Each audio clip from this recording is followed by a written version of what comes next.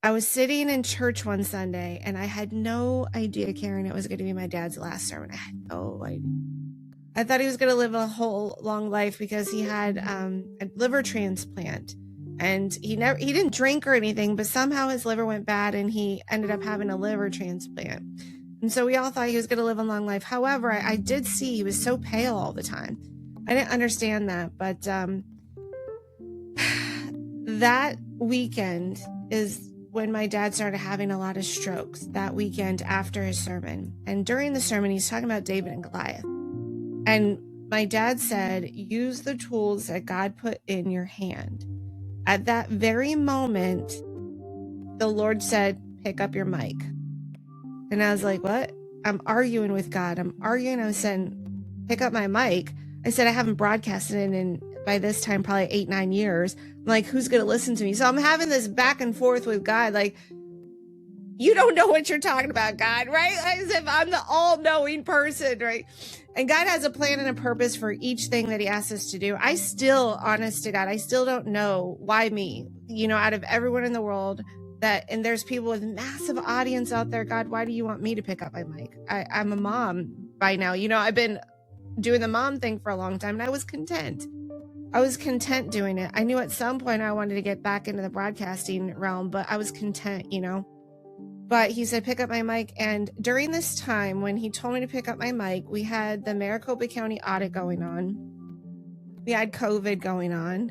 So we had election fraud and COVID, and things weren't sitting well with me. So the timing was perfect because I already knew what I wanted to talk about. I was watching people online talk about my county that live in other states when I live right here. I said, that's enough of that. I can get on there. I can tell you what's going on in my own county.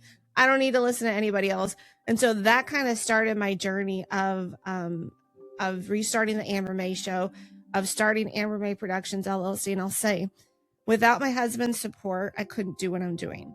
He has supported me. And when we made that decision, I had done before we had talked about going back to work, I'd already started the podcast because at that point my kids were still young, because we're talking about kindergarten and preschool age when I started doing this again.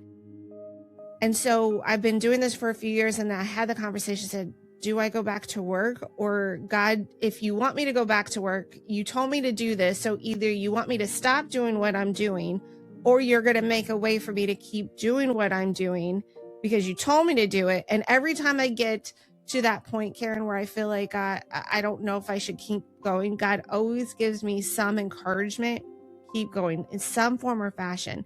So we had the conversation, me and my husband, and he said, I want you to continue to do your show. I'm the husband. I'm going to take care of you and the kids. You just keep doing your show and take care of the family. I said, okay, I think I got my message from God. That's fantastic. I love your story. I love the fact that you preferred motherhood, and that yet your dream that God had given you really young, it was still there, and God gave you that space to step back into it. And I was going to ask you, was there a little bit of a hesitancy to step back into this initially when you first heard those 4 words, pick up your mic? 100%. I'm like, I don't want to just speak out to nobody and nothing, and this realm is pretty new.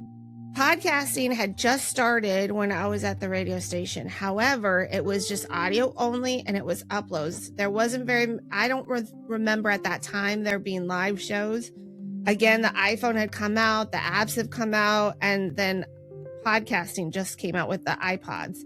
And so it was brand new. And so I took my radio show and I put it on iTunes. Essentially, I used Podbean. It went out to iTunes and a couple other places, but predominantly it was all audio. And what we're doing now is not something we could have done back then, because back then it was going to cost us a lot of money. Back then I would have needed a really specialized telephone line to do it from home. If back then, I'll tell you, when I interned at Fox 10 in early 2000s, they were still doing editing beta to beta tape.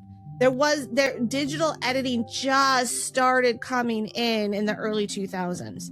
And the first digital editor they had was in the promotions department. They didn't even have it in the newsroom yet. So the technology wasn't there. You know, God's timing's so perfect.